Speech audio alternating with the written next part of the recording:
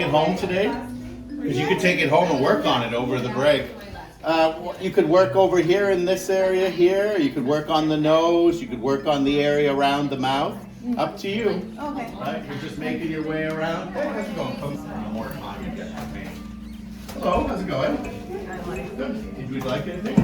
Coffee? Are you taking it black? Are you working on the edge still?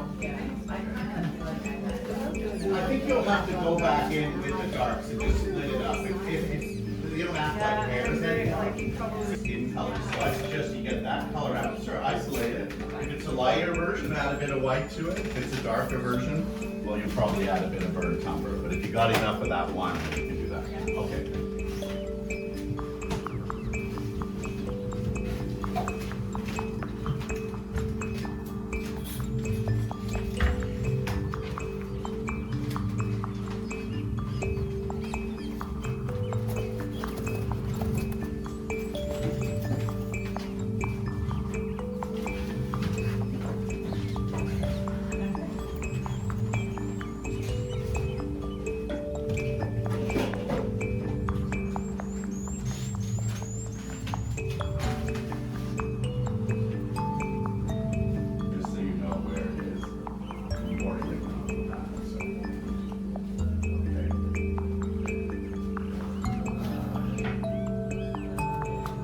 So, you have the original color, you can just put a little bit of that back in. And then, if you see black anywhere, like there is black running through there, you should probably put it on. Now, funny thing is, when you're working on darks and they're a little bit above your eye, you're going to get a glare. So I actually think, for the sake of doing this, we should turn these upside down, so that you're looking at the darkest spot lower, you know what I mean? And I think you'll see the darks better.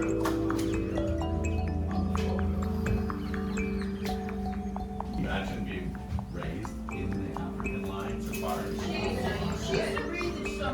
Her specialty was the birds. Yeah. But she also bred the cheetah, and the cheetah pens were on her property in moms. And when they would, she'd have to go in with the cheetah when they gave birth and snap up the babies, but sometimes the moms. And then you'll have to do the bottom of this shape. Yeah, and then you'll have to put that dark. Yeah. Now what you can do is take a caliper measurement from there to there, so you know exactly what the width is. So you can use one of these to do that.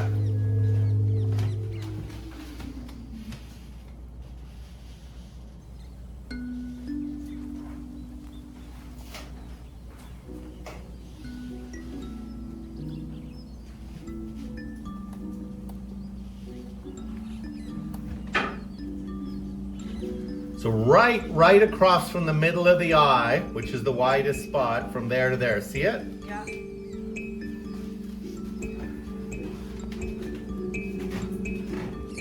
Yeah, it should go there. So it's got to go in. You can make a little scratch mark with that. Should go there. Should go there. What's that? Should go there. There you go. Okay. Well, now you know. So you want to wipe away some of that edge so you're not painting the blue into the wet skin color. Okay, so you want to wipe away some of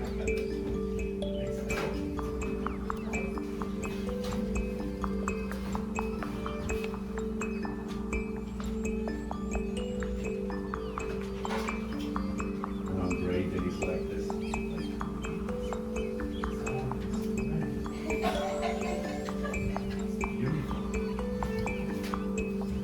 Remember in the 50s, before color TV, you could buy a screen that go on your TV. And the top half is blue and the bottom half is green. So that when you're watching a show, you kind of get an idea that there's a sky. There were a lot of westerns and stuff, but they actually, people would buy them. Alright, you gotta watch you're not tilting the palette back, you know, like this.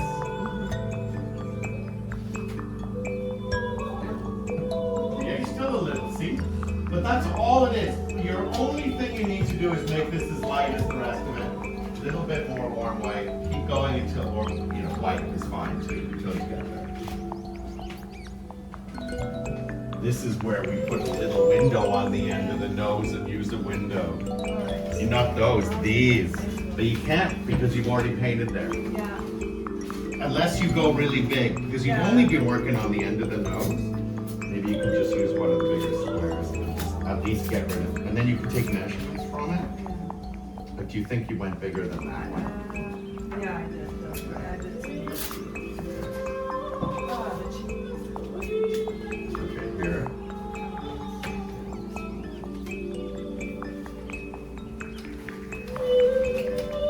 Yeah, sometimes these are really important things. This is funny. Yeah, but don't let it. You're too dark on the cheek on the left. But that's a different job. Don't get distracted by other jobs. Again, you're doing the dishes. You're not mowing the lawn. You're not fixing it. Stick to it. It's hard for us because we've been trained to multitask. It's really hard. And it's really, as you know, as a teacher for the next generation, like, shock. I'm even thinking about with adults doing really simple things, really just like a lemon on a table, because people haven't got the, the love of spending a lot of time on something. So people just want it done. Okay, value is perfect. Now we've got to make it more orange. Now, yeah, just put orange in there until it's more orange. You've got to keep an eye on the value though, because the orange might make it brighter.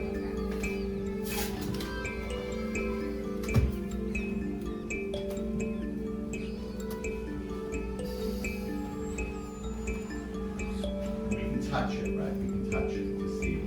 Now, grab one of those little black sponges over there, those really paint erasers. Those are like paint erasers.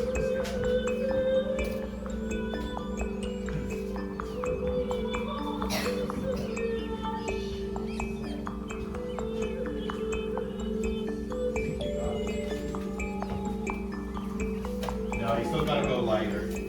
Okay, put all that more light in. You're just going too slow. You're just not putting enough in. Well, put that in. Let's check it. Put a little bit more of that back in. You just gotta go back to the color.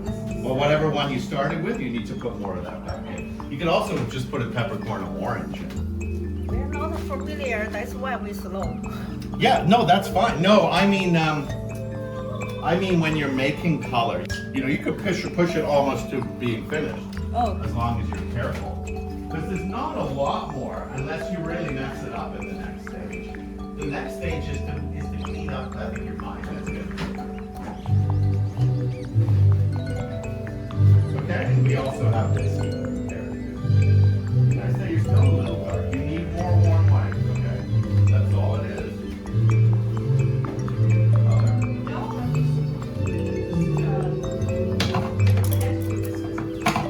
Oh, you're using it as an isolating window. Yeah. Now, we don't use the color checking windows for that. We actually have a whole set of pairs. These, they're all different specific sizes and shapes and things. There's like 7 or 8 different shapes. And these block more, so you're not looking at this or looking at other things, as you're working. So wouldn't that be perfect? And then the idea is to get them in exactly the right place. So we take a couple of measurements with the calipers out. Am I using this too early? No.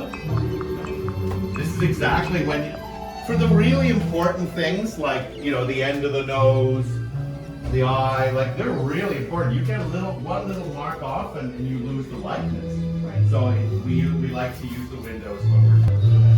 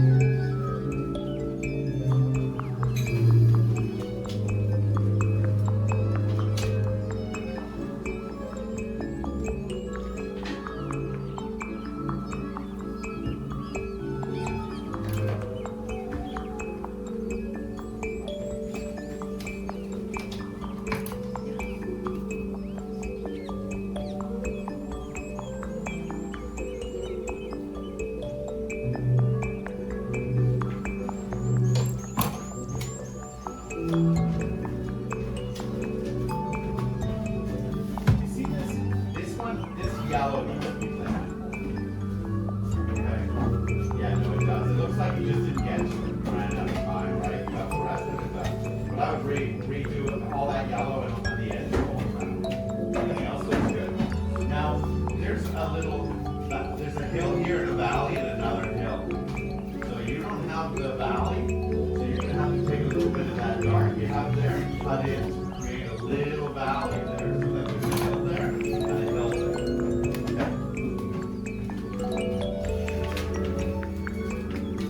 Okay. You're too light right here. Yeah. Too light. There should be a red on the edge. There should be a red all the way along the edge, everywhere. There is no yellow touching the dark robe color. Yeah, so more of that happens. I think it's less gray than you're seeing. And as thick as you can, don't just, delicately. You need to paint it as thick as you can without raised brush strokes.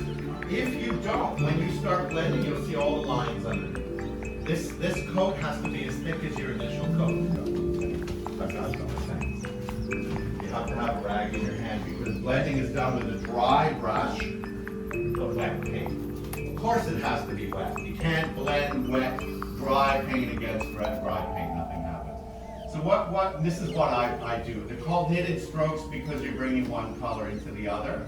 I do circles. So I do this. I do a little clockwise motion, then I do counterclockwise.